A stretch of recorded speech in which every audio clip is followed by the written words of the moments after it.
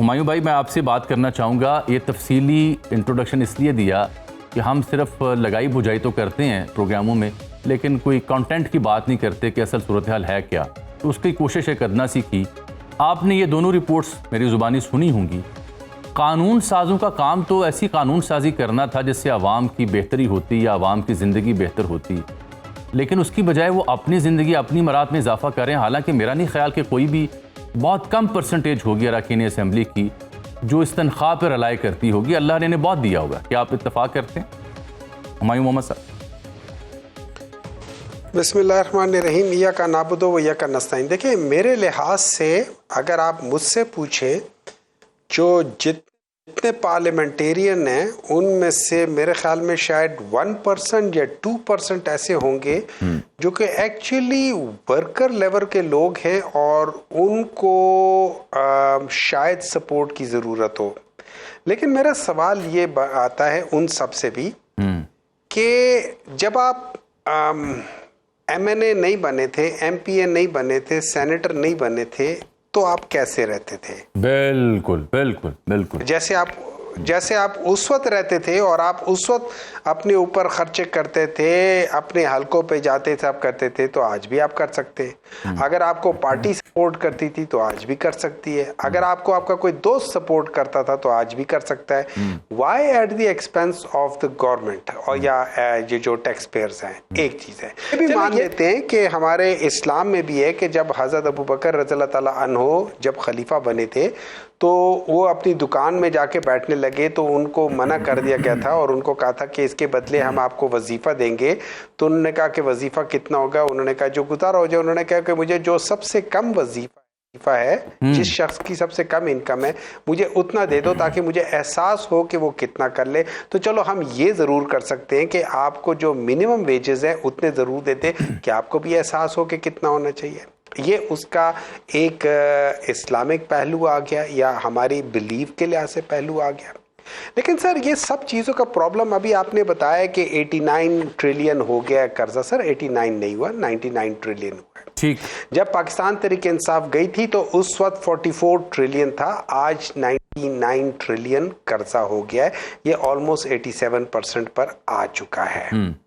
और ये चीज़ जो जब ये इन 4 सालों में 5 सालों में इस हुकूमत ने, 4 साल हो गए, 5 बजट हो गए, इस हुकूमत ने 50% से ज़्यादा, ऑलमोस्ट टचिंग 60% के करीब इन्होंने कर्जा बढ़ाया है। जब पीपल्स पार्टी आई थी और पीपल्स पार्टी गई थी, इस दौरान में 4 साल में उन्होंने कम से कम 25% उनका कर्जा बढ़ा था। जब PML 2013 में आई थी तो हुमायूं साहब, 2013 में आई थी। मैं अभी कादिर भाई की तरफ भी जाना, लेकिन छोटा सा मैनेजेशन, ये तो है तनख्वाह बुनियादी, इसके अलावा जो पर्क्स एंड प्रिविलेजेस हैं वो भी तो एक बेतहाशा अमाउंट रखते हैं।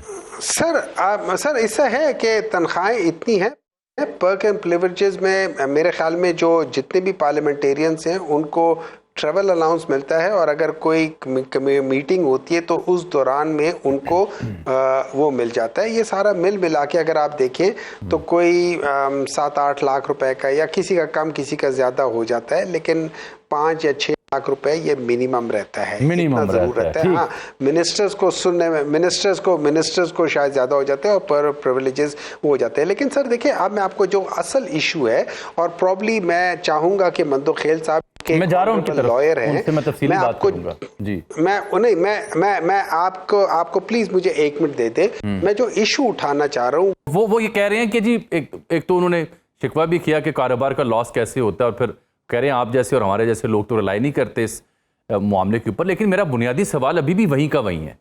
वो ये है कि एक तरफ अवाम की सूरत हाल या हालत ज़ार, और एक तरफ मैं ये बता रहा हूँ आपको कि ये कोई जो इजाफा हुआ है तनख्वाहों में, चाहे वो अरकान असेंबली हुई या जजेस का जिक्र तो उन्होंने तफसील से कर दिया, तो ये बेजा है ऐसे दौर में जबकि अवाम एक कसम पुष्टि की जिंदगी गुजार रहे हैं। इसको कैसे जस्टिफाई? जी मैं आपसे एक सवाल कर, जी, आपने ये सारा इंट्रो दिया जी, आपने ये सारा इंट्रो दिया, आपने जजेस का जिक्र किया, टोटल कितने जजेस होंगे पाकिस्तान में? मैं सुन नहीं पा रहा हुमायूं साहब का। आपको मेरी आवाज आ रही है?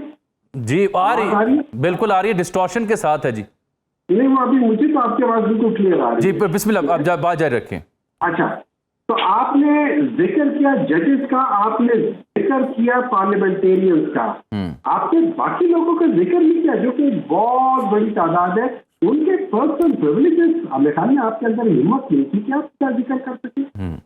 जहाँ पे आप अगर कोई जमीन खरीदे बेचे तो वहां पे टैक्स भी नहीं है, वो आप जिक्र नहीं कर सके, वहां आपके पर चलते थे, ठीक है ना।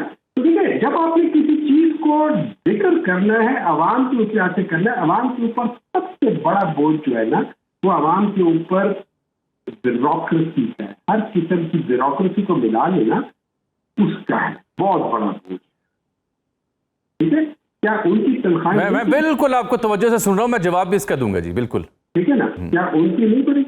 मैं आपको बता देता हूँ, इस तरह है कि पाकिस्तान के अंदर जो 1% एलीट है, वो पाकिस्तान का 6% जीडीपी को कंट्रोल करता है, और पाकिस्तान का 9% जीडीपी उनके ऊपर लगता है।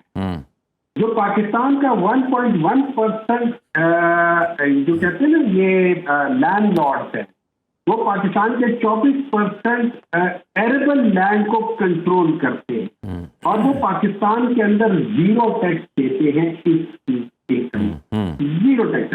हालांकि इन्होंने अपनी लैंड को लीज पर दिया होता है, लेकिन वो 0% देते हैं। इसमें बहुत सारे लोगों को पता नहीं कितने कितने एकड़ जमीनें मिलती भी है as a something। नहीं, ये बात आपकी उसूली तौर पर दुरुस्त है, लेकिन अब एक सवाल की सूरत में मेरा इतराज भी ले लें सर, एक पाकिस्तानी एक सहाफ़ी के तौर पर।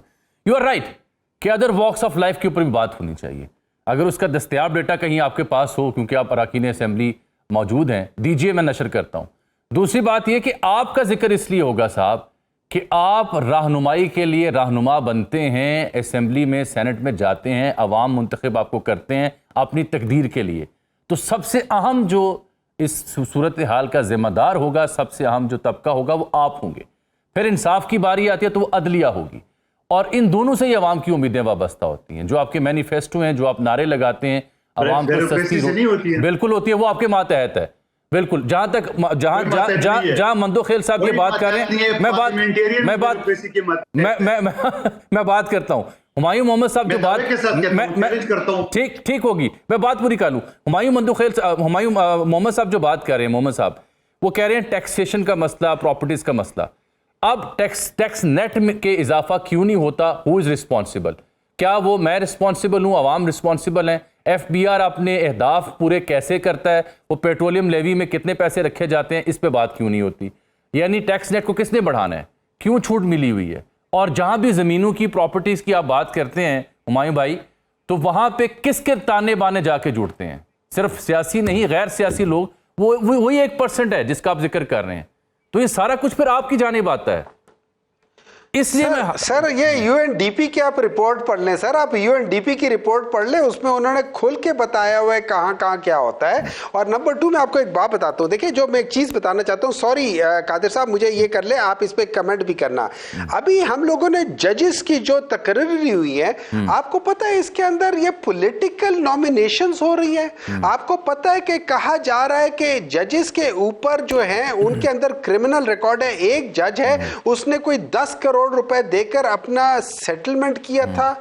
आपको पता है कि ऐसे भी जजेस हैं कि जिनको, और मैं हिस्ट्री बता देता हूं, जब हम किसी जज का बताते हैं कि जी इस जज ने बहुत बुरा किया था, आप उस जज की हिस्ट्री देख लें। वो 1994 में एक पॉलिटिकल पार्टी के लिहाज से वो उनका क्या कह सकते हैं, सेक्रेटरी लॉ था, उसको निकाला गया था वहां से, जज बना दिया गया था, और उसको 40 साल की उम्र में बना दिया गया था। देखिए, अरे सर, हमारा पूरा सिस्टम जो है ना, पूरा सिस्टम वो हमारा सिफारिश पे, रिश्वत पे, और वो कैसे क्या कह सकते हैं, एक दूसरे की जान पे